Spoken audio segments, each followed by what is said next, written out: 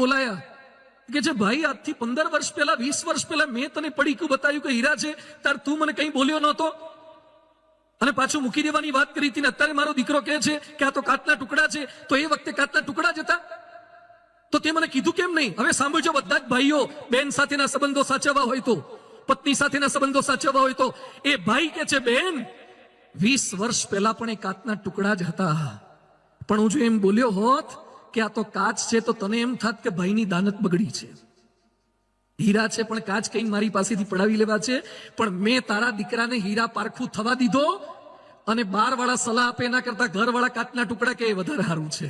સત્ય કહેવાનો પણ એક સમય હોય છે. ઘણા કે હું તો બધાને સીધું ચોખ્ખું કહી દઉં, ચોખ્ખું ના કહેવાય. હવે સત્ય કહેવાનો પણ એક સમય હોય છે. તો સંભાળ એટલે આ છે, કેર એટલે આ છે, નિસ્વાર્થ ભાવે પરિવારના સભ્યો સાથે જોડાવાનું છે. ચંદ્ર પર કે મંગળ ઉપર છુપાયેલા પાણી શોધવાનો પ્રયત્ન કરીએ છીએ, પણ પરિવારના સભ્યોની આંખમાં પાણી જોવાનું રહી જાય છે. ચંદ્ર પરનું પાણી, મંગળ પરનું પાણી બહુ કામ નહીં લાગે. પતિ પત્નીની આંખમાં કે બા બાપુજીની આંખમાં ક્યાંક પાણી ડોકાય ને એ થોડુંક જોવાનો પ્રયત્ન કરજો. અને ચોથો મુદ્દો છે બેર ફોર ફેમિલી, પરિવાર માટે સહન કરો. બહુ સરસ વાત છે. પરિવાર માટે થોડુંક સહન કરતા શીખીએ. અમદાવાદમાં એક બાપે દીકરીને કિચન લેવાની ના પાડી તો ઘર છોડીને જતી રહી. રાજપીપળામાં માતાએ પુત્રને ટીવી જોવા માટેના, ફિલ્મ જોવાના પૈસા ના આપ્યા, માતાની હત્યા કરી દીધી. ઝારખંડમાં એક છોકરાએ જેગુઆર ગાડી લેવાની વિનંતી કરી બાપને કે મને જેગુઆર લઈ આપો. BMW તો હતી જ, તો કે મને BMW નથી ફાવતી, જેગુઆર જોઈએ છે. એના બાપા કે BMW નવી છે, આ વાપર, પછી જેગુઆર લાવશું. આ ગુસ્સામાં આવી ગયો અને મોટી એક કેનાલ પસાર થતી તેની બાજુમાં BMW લઈ ગયો અને ધક્કો મારીને અંદર નાખી દીધી. બોલો, પણ સેજ મારા બાપુજીએ મારું ગમતું ન કર્યું, સહન કરી શકતા નથી. એક વાર એક ઘરની અંદર પત્ની દાળ પીરસવા ગયા. પતિદેવો સાંભળજો ધ્યાનથી. પત્ની દાળ પીરસવા ગયા, એમાં રોટલી પર દાળનો છાંટો પડ્યો. અને અમુકને એવી ટેવ હોય છે, સેજ્જય છે ને સેજ છાંટો ચલાવી ના લે. એમાં પતિ ગુસ્સે થઈ ગયા, કેટલા વખતથી પીરસે છે ને પીરસતા આવડતું નથી, રોટલી કૂણી કરી નાખી, ભીની કરી નાખી, હવે કડક નહીં રે, મજા નહીં આવે. અને પત્ની ઉપર ગુસ્સે થઈ ગયા, પત્નીને લાફો માર્યો. બહુ હિંમત વાળા હતા, લાફો માર્યો. એ જ વખતે એના હાળાનો પ્રવેશ થયો. કોણ જાણે ટાઈમે જ આયા ભૈરાજ. અને એના ભાઈએ જોયું કે મારી બેન ઉપર હાથ ઉપાડે છે, મારી ગેરહાજરીમાં ઉપાડે છે, તો રોજ તો કેવું મારતા હશે. એટલે બંને ત્યાં બથમ બથ્થા આવી ગયા, મારામારી થઈ ગઈ, કેસ કરી દીધો. પેલા ભાઈને 7 મહિના જેલ થઈ પતિદેવને, અને 7 મહિના સુધી રોજ રોટલી દાળમાં પલાળીને ખાય છે. કારણ કે જેલની રોટલીઓ જોઈ છે, એને પલાળવી જ પડે, એમાં છાંટો દાળ ના ચાલે, આખી દાળ જોઈએ. તો થોડો છાંટો ચલાવી લીધો હોત તો, પણ આ ચલાવી ના શક્યા, સહન નથી કરી શકતા. એકવાર પતિ પત્ની વચ્ચે ઝઘડા બહુ થતા હતા, એટલે મનોચિકિત્સકે પત્નીને કીધું કે ભૂલ થાય, પતિને માફ કરવા, થોડું ઘણું સહન કરો. તો પત્ની કે નહીં જ કરું. એ કે ભગવાન આવીને કહેતો તોય નહીં કરું. એટલે પણ ભગવાન કહેતો, એ કે ભગવાન કહેશે તોય નહીં કરું. કેમ? કારણ કે ભગવાને મારા પતિને બનાવ્યો છે, પરણ્યા નથી ને એની જોડે. પરણે જ ખબર પડે કે પતિ જોડે કેમનું રહેવાય છે. દુનિયાના તમામ માણસને લગભગ એમ લાગે છે કે આ તો હું સહન કરું, બાકી બીજું કોઈ સહન કરે નહીં. બધા એમ જ માનતા હોય છે કે મારા જેવું લગભગ કોઈ સહન કરે નહીં. અરે રામ ભગવાને શું સહન કર્યું હતું? 14 વર્ષ જંગલમાં જવાનું, કઈકઈનો બદલો લેવાની વાત નથી કરી. લક્ષ્મણે નિસ્વાર્થ ભાવે સહન કર્યું. હવે ધ્યાનથી સાંભળજો, લક્ષ્મણે શું સહન કર્યું. પત્નીને છોડીને 14 વર્ષ ભાઈ ભાભીની સેવા કરવા ગયા. આટલી સેવા કરતા હતા તો એ સીતાએ લક્ષ્મણને બહુ જ ખરાબ શબ્દો કીધા કે તારી દાનત એવી છે કે રામ મરી જાય તો હું તારી સાથે લગ્ન કરું, એટલે તું રામને બચાવવા નથી જતો. હવે લક્ષ્મણ બિચારો પગથી ઉપર નજર કરીને જોતો નહોતો. યાદ રાખજો, તમે ગમે તેટલી ભાઈ ભાભીની સેવા કરશો ને તો એ કેટલીક ભાભીના મોઢામાંથી શબ્દો નીકળશે ખરા. અને લક્ષ્મણ રેખા દોરીને ગયો તો એ ભાભીએ લક્ષ્મણ રેખાનું ઉલ્લંઘન કર્યું, લક્ષ્મણનું અપમાન કર્યું, લક્ષ્મણ રેખાનું અપમાન કર્યું. તો એ લક્ષ્મણ બિચારો પાછો ભાભીને શોધવા માટે, મહેનત કરવા માટે પડી ગયો. ભાભી સાથે આંટી રાખી, અબોલા રાખ્યા, રીસ રાખ્યા. કેટલું સહન એને કર્યું હતું. રાવણ સામે જે સીતાની નજર પણ નહોતી કરી, એ સીતાને રામ અગ્નિ પરીક્ષામાં પસાર કરે. પણ છતાં રામે શંકા કરી છે. અરે અગ્નિ પરીક્ષા કરી અને સગર્ભ અવસ્થામાં કાઢી મૂક્યા છે. છતાં સીતાએ હસ્તે મુખે સહન કર્યું, પાંડવોએ સહન કર્યું, દ્રૌપદીનું વસ્ત્રારણ એ પણ સહન કર્યું. અને ભગવાન કૃષ્ણ જે સહન કર્યું છે ને, જન્મ જેલમાં થયો, મૃત્યુ પારધી દ્વારા થયું, દ્રૌપદીના વસ્ત્રાળમાં પહોંચ્યા તો દ્રૌપદી પાછી શું કે, કૃષ્ણ મોડું બહુ કર્યું. કૃષ્ણ કે મોડું નહોતું કર્યું, હું તો વેઇટિંગમાં બેઠો તો, તું યાદ કરે પછી અવાય ને, હું તો રાહ જોતો હતો. કૃષ્ણ ભગવાને મહાભારત યુદ્ધ અટકાવવાના પ્રયત્ન કર્યા તો ગાંધારીએ શાપ આપ્યો કે તારા લીધે જ યુદ્ધ થયું છે, અને કૃષ્ણ ભગવાનને શાપ ખાવો પડ્યો. તો ભગવાને સહન કર્યું, ભક્તોએ સહન કર્યું. પરમ પૂજ્ય પ્રમુખ સ્વામી મહારાજના ચિત્રલેખાના તંત્રીએ પ્રશ્ન કર્યો તો લોકો ટીકા કરે, પ્રશ્નો કરે, તમને લાગતું નથી? પ્રમુખ સ્વામીજી બોલ્યા હતા કે અમને તેની ચિંતા જ નથી, બોલનારા બોલ્યા કરે, એનો વિચાર જ નથી. અરે બોલે નહીં, અક્ષરધામ પર એટેક થઈ જાય ને તો એમને વિચાર નથી આવતો. કોઈ પણ પરિસ્થિતિમાં લેશ માત્ર એ ગભરાતા નથી. આજે વિશ્વવંદનીય સંત મહંત સ્વામી મહારાજ, એમનો એક પ્રસંગ મારે કહેવો છે. મોરબી મહંત સ્વામી મહારાજ આવ્યા હતા, ત્યારે મેં સંતો એમને પ્રશ્ન પૂછ્યો કે સ્વામી આપનું પણ અપમાન બહુ થયું છે, અંદરના બહારના તમારી ટીકા કરી છે, હળદૂત કરવાના પ્રયત્ન કર્યા છે, તો તમને લાગ્યું નથી? હવે સાંભળજો, મહંત સ્વામી શું બોલ્યા કે છોકર મત કહેવાય, એ તો બધાની છોકર મત કહેવાય. પછી સ્વામીજી એક વાક્ય બોલ્યા કે મને ક્યારે કોઈએ અપમાન કર્યું એવું લાગ્યું જ નથી. આ કઈ ભૂમિકા પર જીવતા હશે? એ દાઢમાં તો નહીં પણ દાંતમાંય નથી રાખતા કોઈને. એમને તો દાઢમાં તો રાખતા જ નથી, કોઈને દાંતમાંય નથી રાખતા. લડાઈ અપને આપસે હો તબ જીતના ચાહીએ. આ જોજો ધ્યાનથી, હિન્દી કોટેશન યાદ રાખજો ને બોલજો કાલે એકવાર. અત્યારે હું બોલાવું છું, બોલો. લડાઈ અપને આપસે હો तब जीतना चाहिए, लड़ाई जो अपनों से हो तब हारना चाहिए. સમજી ગયા? પોતાની જાત સાથે લડાઈ થાય તો જીતીને બતાવવાનું, એમાં હારી જઈએ છે. રાત્રે એલાર્મ મૂક્યું કોણે હોય? આપણે. અને હવારના પોરમાં સ્નૂઝ દબાઈને પાછું હુઈ કોણ જાય? આપણા એલાર્મને આપણે જ ખોટું પાડીએ છીએ ને. તો કેમ હારી ગયા પોતાની જાત સામે? જાત સામે હારી. ખાવા બેસતા પહેલા બધા શું કે હવે માપનું ખાવું છે, ભલે કોઈ આગ્રહ કરે ખાવું નથી, અને જમીન ઉભા થઈને પછી સારું વધારે ખવાઈ ગયું. મોટે ભાગે લગભગ બધા બક્કલ ઢીલા કરતા હોય. કેમ? તો કેમ હારી ગયા પોતાની જાત સામે? જીભ સામે હારી ગયા, આંખ સામે હારી ગયા, કાન સામે હારી ગયા, પોતાની જાત સામે હારી જાઓ છો. જાત સામે જીતો અને પોતાના પરિવારજનો સામે હારી જાઓ તો મિલે સુર મેરા તુમારા થશે. એની સામે હારી જવાનું છે. પોતાના જે કઈ સ્વજનો છે એની સામે હારી જવાનું, અને આપણને જ્યાં મળ્યા છે એની સામે હારવાનું. પ્રશ્નો તો થાય, વિઘ્નો તો આવે, કોઈ આપણું કહ્યું ન કરે, પણ છતાં આનંદથી રહેવાનું છે. અને કદાચ બધાને પહોંચી વળો એવી તમારી તાકાત હોય. ઉત્તરામચરિતમાં લખ્યું છે, સર્વેશામેવ પર્યાપ્તો રાક્ષસાનામ અહમ યુદ્ધી કિંતુ રામસ્ય પ્રીત્યર્થમ વિસહિષ્યહમ ઈદૃશમ. હનુમાનજીને જ્યારે બાંધી દીધા ત્યારે હનુમાનજી કહે છે, આખી લંકાને હું એકલો પહોંચી વળું એમ છું, પણ છતાં હું લંકાના લોકોને મારીશ નહીં, કારણ કે રામ રાજી નહીં થાય.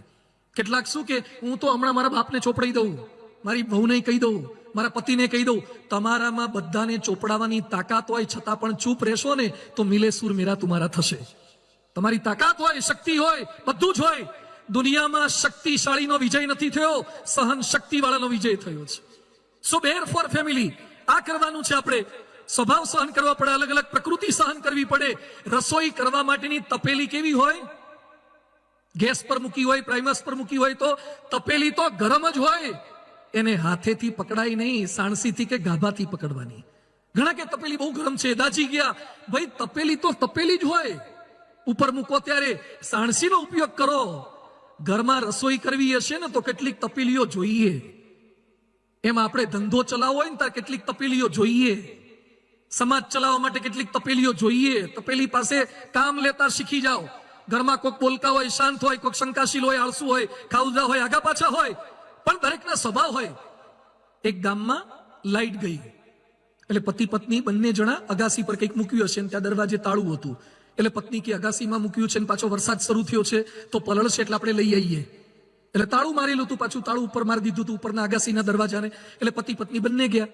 પત્નીએ હાથમાં બેટરી પકડી હતી. પત્ની કે હમણાં હું ખોલી નાખું. પતિ કે અંધારું છું, ભેગો આવું છું બત્તી લઈને. એટલે પતિએ હાથમાં બત્તી પકડી હતી અને પત્નીએ હાથમાં ચાવી લીધી અને ઉપર અગાસીના દરવાજાનું તાળું હતું ને ત્યાં ખોલવા ગયા. પતિએ જોયું કે તાળું જુદું છે ને ચાવી જુદી ભરાવે છે. પણ પતિને લગ્ન થઈ 15 વર્ષ થઈ ગયા એટલે અનુભવ હતો, એટલે કે આમાં બોલવામાં ડાપણ નથી. ભલે ને ભરાવતા, ભલે ને મથે થોડું. એટલે પેલા 2-3 વાર મથે આ મચડ્યું કર્યું તો એ ખુલે જ નહીં હરખું. એટલે પત્ની કંટાળ્યા, એ કે તાળું ખુલતું નથી. આ ચોમાસામાં લાઈટ ગઈ, એટલો ગુસ્સો તાળા પર ઉતાર્યો. એટલે પતિએ એકદમ વિનયપૂર્વક પત્નીને કહેવાની હિંમત કરી કે જો તમારી પરમિશન હોય તો હું પ્રયત્ન કરું, હું તાળું ખોલવાનો પ્રયત્ન કરું. એટલે પત્ની પાછા છણકો કરીને શું કે અમારાથી ના ખુલ્યું, તમારાથી હું ખોલવાનું હતું, લો તારે, એમ કરીને ચાવીને જુડો હાથમાં નાખ્યો અને પત્ની એ બત્તી પકડી. પતિની ચાવી તો ખબર જ હતી, પેલા ખોટી ભરાવતા હતા. એટલે પતિએ જેવી ચાવી એકવાર આમ કરીને અને તરત હારું તાળું ખુલી ગયું. એટલે પતિએ પત્ની સામે જોયું કે વાહ, કોંગ્રેચ્યુલેશન્સ, વેલ ડન, અભિનંદન આપશે. ત્યાં પત્ની બત્તી પકડતા પકડતા શું બોલ્યા, બત્તી આમ પકડાય તો ખુલે ને, બત્તી ઝરખી ના પકડે પછી ક્યાંથી ખુલે? હવે આવા લોકોને બોલો કેમ ના પહોંચી વળવું? એટલે બત્તી પકડવા તાળા ખુલે, ચાવીઓ ખોટી ભરાવે છે પાછા. એટલે આ પરિવારની અંદર પ્રેમથી રહેવું હશે તો જાત જાતના અલગ અલગ સ્વભાવો બધાને આપણે સહન કરવા પડશે.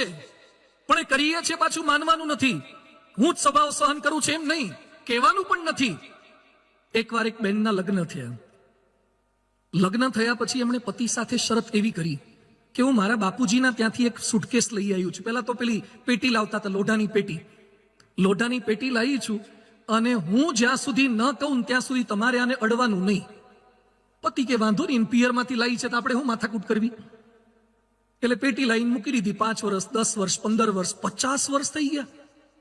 પત્નીએ સામેથી બોલે નહીં. પતિ કે આપણે શું કરવા સામેથી કોકની દાઢીમાં હાથ નાખવાનું, શું કરવા હળી કરવી, નથી જોવી એની પેટી. પછી પત્નીનો અંતિમ સમય નજીક આવી ગયો. પત્ની બીમાર પડ્યા, એટલે પતિ બાજુમાં બેઠા હતા. અંતિમ સમય હતો એટલે પત્નીએ કીધું પેલી પેટી ઉપર મૂકી છે, 50 વર્ષ થઈ ગયા, આજ સુધી તમે ખોલવાનું નથી કીધું, એ બદલ અભિનંદન, પણ આજે હું કહું છું લાવો પેટી હેઠે લાવો. એટલે પતિ હેઠી લાવ્યા. પેટી ખોલી તો પેટીમાં 2 ઊનની નાની ઢીંગલીઓ હતી. ઊનની બનાવેલી, બૈરાઓ બનાવે ને ઘરમાં, એવી ઊનની નાની ઢીંગલીઓ. 10 લાખ રૂપિયા હતા. એટલે પતિ તો એકદમ ખુશ થઈ ગયા અને આશ્ચર્યચકિત થઈ ગયા. એટલે પછી એને કીધું 10 લાખ રૂપિયાની બચત તે મને કીધા વગર કરી દીધી, ખરેખર તું તો સંયમી કહેવાય ને બચત કરનારી કહેવાય. એ કે 10 લાખ રૂપિયા તો તે બચત ના કર્યા હશે એ મને સમજાઈ ગયું, પણ આ ઊનની ઢીંગલીઓ 2 કરી છે મને સમજાયું નહીં. આ ઊનની ઢીંગલીઓ કેમ? એટલે પત્નીએ શું કીધું કે મારા જ્યારે તારી સાથે લગ્ન થયા ને ત્યારે મારી બાએ મને ટ્રેનિંગ આપી હતી કે જ્યારે જ્યારે તારા પતિ સાથે ના બને ને, ઝઘડો થાય, તને ગુસ્સો થાય, અબોલા લેવાનું મન થાય, છૂટાછીટા લેવાનું મન થાય, એ સમયે તારે પતિમાં ગુસ્સો કરતા કરતા ઊનની એક ઢીંગલી બનાવી દેવાની. સોયો હાથમાં લઈ અને ઊનની એક ઢીંગલી બનાવી દેવાની. એટલે ગુસ્સો પતિ પર જેટલો હોય ને એક ઢીંગલીમાં ઉતરી જાય. તો એની આ 2 ઢીંગલીઓ તને દેખાય છે. તારા પર મને ગુસ્સો આવ્યો, એની આ ઢીંગલીઓ બની. તો પતિ તો રાજી થઈ ગયો. એ કે 50 વર્ષની આપણી ગૃહસ્થ જીવનમાં 2 જ વાર તને મારા પર ગુસ્સો આવ્યો તો તમારું વર્તન કેટલું સારું કહેવાય. 2 જ વાર તને મારા પર ગુસ્સો આવ્યો. પત્ની કે આ જે 10 લાખ દેખાયા ને ઢીંગલીઓ વેચી એમાંથી આયા છે. આ છેલ્લી 2 તો વેચવાની રહી ગઈ છે. આ ઢીંગલીઓ વેચી એમાંથી કેટલું મેં સહન કર્યું છે. પણ યાદ રાખો, સહન કરો પણ કો નહીં. મિલે સુર મેરા તુમારા એટલે આ છે પરિવાર સાથે સહન કરવાની ભાવના, જતું કરવાની ભાવના. પરમ પૂજ્ય પ્રમુખ સ્વામી મહારાજ હોય કે પરમ પૂજ્ય મહંત સ્વામી મહારાજ એ શીખવાડે છે. 23 ફેબ્રુઆરી 2019 ના રોજ મહંત સ્વામી મહારાજ પૂનામાં હતા અને રંગોળીમાં એક વાક્ય લખેલું હતું, સંપ રખને કે લીએ ઝુકના હોતા હૈ, સહના હોતા હૈ. દુનિયા આપણને શીખવાડે કે કભી ઝુકેગા નહીં. શું શીખવાડે? જો ઝુકેગા નહીં વો ટીકેગા નહીં. दुनिया सिखवाड़े छे झुकेगा नहीं. અને महंत स्वामी महाराज કહે છે संप रखने के लिए झुकना होता है, सहना होता है, दूसरों को जीताना होता है और स्वयं को हराना होता है. આ જોઈને महंत स्वामी महाराज राजी થઈ ગયા હતા. Make a relation which never ends. એવા રિલેશન બાંધો જે ક્યારે પૂર્ણ ન થાય. આપણે પણ આપણા પરિવારમાં પતિ પત્ની, સાસુ વહુ, નણંદ ભોજાઈ, ભાઈ ભાભી કંઈ પણ કહી ગયા હોય છતાં પણ એ સંગ્રહિત ન કરી રાખવું. સહન કરવાની ભાવના સાથે જીવન જીવવાનું છે. અને 5મો મુદ્દો છે રેપ્યુટ ફોર ફેમિલી. પરિવારનું ગૌરવ વધારીએ. મિલે સુર મેરા તુમારા એટલે રેપ્યુટ ફોર ફેમિલી. તમારા પરિવારનું ગૌરવ વધે એવું તો કંઈક કરો.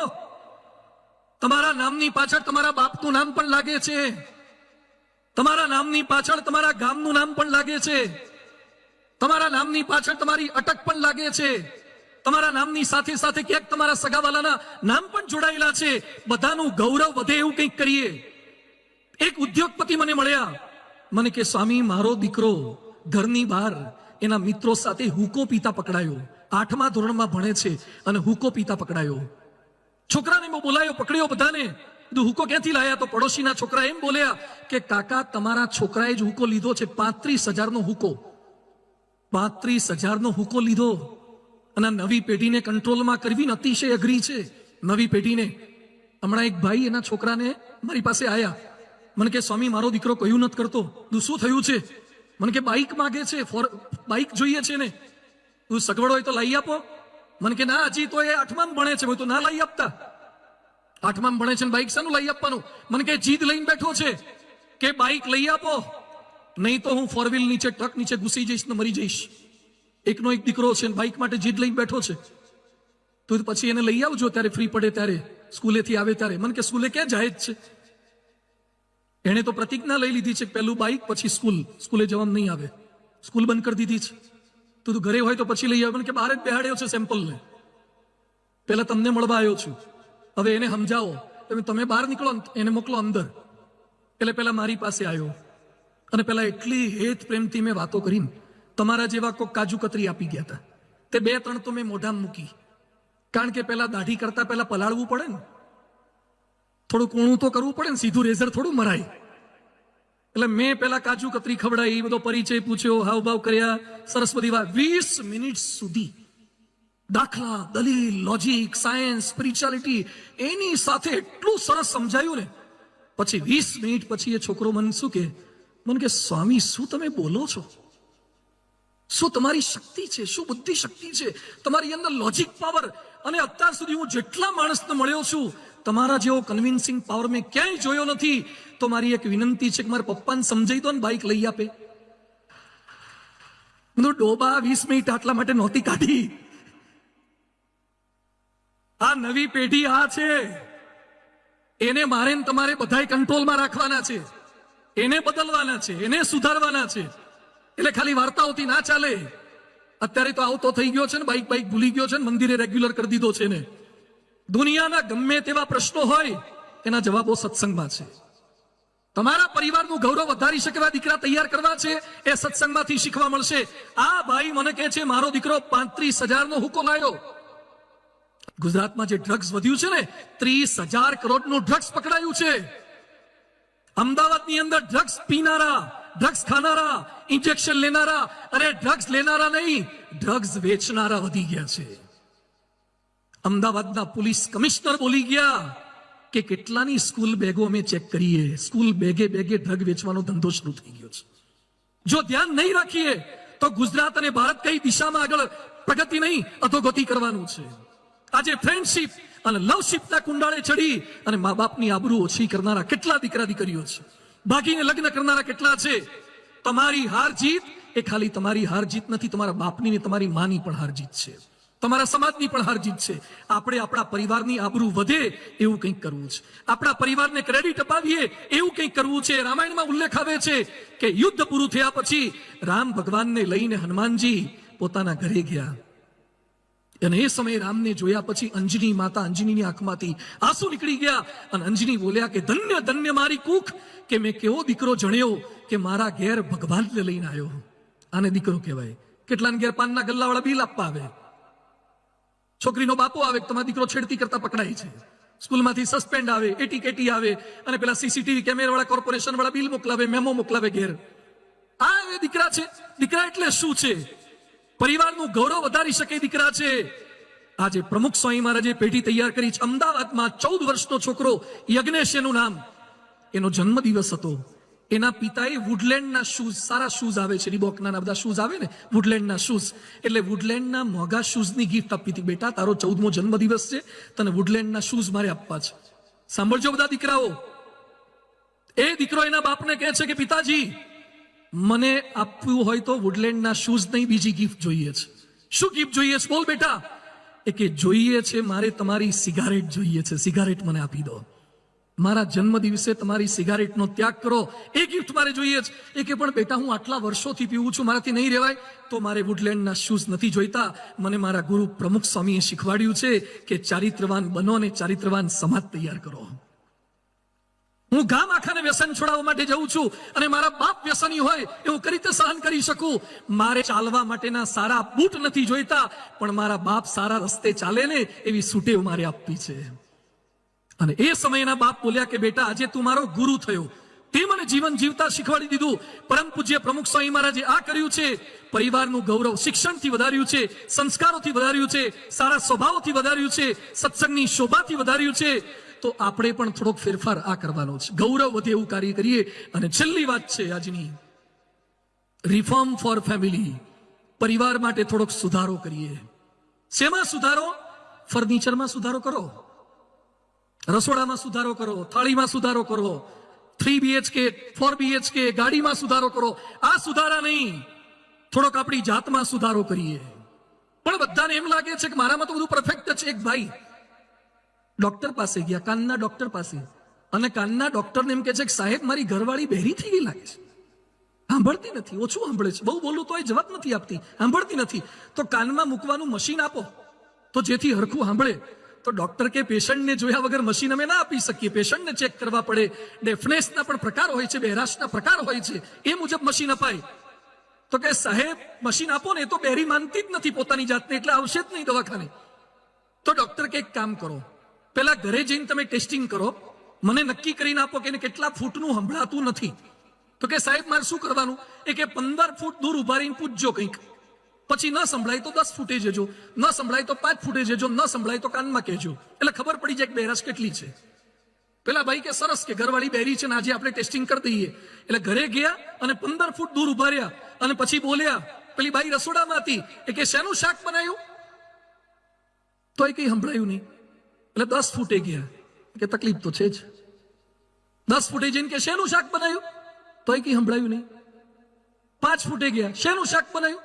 તો એમ સંભળાયું નહીં. એ કે 5 ફૂટ તકલીફ તો પાકી તકલીફ છે, 5 ફૂટનું નથી સાંભળતી, આને તો મોટું મશીન મૂકવું પડશે. એટલે રસોડામાં એકદમ બૈરાની પાસે જઈને કાનમાં જઈને કે શેનું શાક કર્યું? ઘરવાળી કે 4 વાર બોલી કે રીંગણાનું કર્યું. 4 વાર બોલી રીંગણાનું કર્યું, હજી સંભળાતું નથી. બોલો મશીન કોને મૂકવાની જરૂર હતી? આ કથા સાંભળ્યા પછી ઘરવાળાના કાનમાં મશીન ન મૂકતા થોડાક તમારા કાનમાં મૂકજો. આપણામાં થોડાક સુધારા કરવાના. રિફોર્મ ફોર ફેમિલી, મારી જાતમાં સુધારો કરવાનો. ચાણક્ય માતાની સેવા કરવા માટે પોતાના દાંત તોડી નાખ્યા. ભીષ્મ પિતામહે પિતા શાંતનુને બીજા લગ્ન કરવાતા, એટલે ભીષ્મ પ્રતિજ્ઞા આજીવન બ્રહ્મચર્યની પ્રતિજ્ઞા લઈ લીધી. રિફોર્મ ફોર ફેમિલી, પોતાની જાતમાં ફેરફાર કરી દો. એક ચિંતકે સરસ લખ્યું છે, if everyone is happy with you then you have done lots of compromise in your life. જો બધા તમારાથી રાજી હોય તો સમજજો કે તમે દર વખતે જતું કર્યું જ છે. જે જતું કરે ને એ જીતી જાય, જતું કરે એ જીતી જાય. આ સત્સંગની સમજણ આપણને આપે છે. તો સુધારો થોડોક કરવાનો છે, સ્ટ્રોંગ ઓપિનિયન નહીં, થોડોક પોતામાં ફેરફાર. 2001માં જ્યારે ભૂકંપ થયો ભુજમાં, એ સમયે અમદાવાદમાં મણિનગર વિસ્તારમાં મંગલમ એપાર્ટમેન્ટમાં રહેતા એક અરુણભાઈ કરીને ભાઈ દબાઈ ગયા. ભૂકંપ થયો, આખું મકાન પડ્યું. એની પત્નીને દીકરો તો ક્યાંક વિખાઈ ગયા, પકડાયા જ નહીં, ખબર જ ના પડે. આ ભાઈ દટાયા, એની સામે સ્લેબ પડ્યો, એની દીકરી દટાઈ ગઈ, સ્લેબ નીચે દટાઈ ગઈ. આ ભાઈ હજુ તો ઉભા હતા ત્યાં બીજું ધાબુ પડ્યું, દિવાલ મોટી પડી, એ દટાઈ ગયા, મરી જાય એવી પરિસ્થિતિ હતી. ત્યાં પેલા જવાનો અને આર્મીના રેસ્ક્યુ ટીમ વાળા આવી ગયા, માંડ માંડ એને બહાર કાઢતા હતા, ધ્રુસકે ને ધ્રુસકે રડતા હતા. અરુણભાઈ એનું નામ, મણિનગર વિસ્તાર, મંગલમ એપાર્ટમેન્ટ. અને અરુણભાઈ રડતા રડતા શું બોલ્યા? મેં મારા કુટુંબને પૂરતો પ્રેમ આપ્યો નથી. રડતા રડતા નીચે દટાયેલા હતા. અને પછી બહાર નીકળ્યા પછી કહે છે, હવે હું મારા પરિવારજનોને જીવની જેમ સાચવીશ. અત્યાર સુધી મારા ઘરમાં દર વખતે મેં મારું ધાર્યું જ કર્યું છે. મારી પત્નીનું નથી ચાલવા દીધું, મારા દીકરાઓનું ચાલવા નથી દીધું, મારા મા બાપનું ચાલવા દીધું નથી. હવે હું બીજાને સમજાવવાનો નહીં પણ સમજવાનો પ્રયાસ કરીશ. આનું નામ મિલે સુર મેરા તુમારા. હિટલર શાહી ન કરીએ આપણા પરિવારમાં. થોડુંક બદલાવની ભાવના, મારે મારામાં બદલાવ લાવવો છે, મારી થોડીક સ્ટાઇલ બદલીશ. કેટલાક ઘરમાં અપશબ્દો બોલે છે, પત્નીને ગાળો બોલે, મા બાપને ગાળો બોલે. મહાન સ્વામી મહારાજે સત્સંગ દીક્ષામાં લખ્યું છે, ગૃહે મધુરામ વાણીમ વદેર વાચમ તેજેત કટુમ કમ અપી પીડિતમ નૈવ પ્રકુર્યાદ મલિનાશનાય. ક્યારે ઘરમાં ખરાબ શબ્દો તો બહાર પણ ન બોલાય. જે મોઢેથી ભગવાનનું નામ લો છો ત્યાં પતિ પત્ની એકબીજાને ગાળો કરી રીતે બોલી શકાય. બીજાની માગણીનું ધ્યાન આપો, બીજાની લાગણીનું ધ્યાન આપો.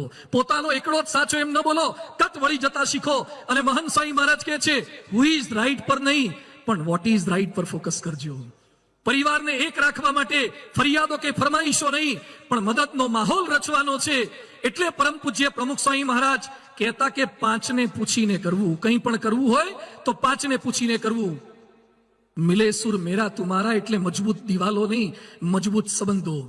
પરિવાર મજબૂત થાય છે સ્નેહ અને વિશ્વાસથી, સેવા અને સહનશીલતાથી, ગૌરવ સભર કાર્યો અને સ્વ સુધારણાથી. આજે આ વાતો સાંભળી છે, સાંભળતા સારી લાગે પણ ફરથી જેવા આપણે એવા માહોલમાં જઈએ ને, ધૃતરાષ્ટ્રનો બહુ સરસ પ્રસંગ આવે છે. ધૃતરાષ્ટ્ર વિદુરને કહે છે કે વિદુર, તારી વાતો સાંભળું છું, તારે મને એમ લાગે છે કે સજ્જન જ રહેવાય, પાંડવોને એમનો ભાગ આપી દેવાય. પણ જેવો મને દુર્યોધન મળે છે ને ત્યાં મારી બધી મતિ વિપરીત થઈ જાય છે. યાદ રાખજો, સભા છૂટ્યા પછી દુર્યોધનને મળતા નહીં. ક્યાંક ક્યાંક દુર્યોધનો તમારી રાહ જોઈને બેઠા હોય છે, જે આપણી મતિ ફેરવી નાખે છે. સતામેવ સંગો, જે સત્સંગી જીવનમાં લખ્યું છે, સતામેવ સદા સંગ કાર્યો નારાયણ આત્મનામ, કે સંતનો સમાગમ કરજો. જે પ્રમુખ સ્વામી મહારાજ જેવા, મહંત સ્વામી મહારાજ જેવા આવા સાચા સંત છે, જે આપણને બચાવશે, જે આપણા પરિવારને બચાવશે. હમણાં અમે એક ફાર્મસી સ્ટોરના ઉદ્ઘાટનમાં ગયા હતા. ઉદ્ઘાટન કર્યું પછી દુકાનના બોર્ડ ઉપર લખ્યું હતું લીપ કેર. તમારા હોઠ ફાટી જતા બચાવવા હોય ને તો એક ક્રીમ આવે છે lip care, skin care, hair care, આ બધું કેર હતું. પછી મેં એને પૂછ્યું કે ઘરમાં ઝઘડા થતા હોય તો ફેમિલી કેર ની આવે છે ક્રીમ?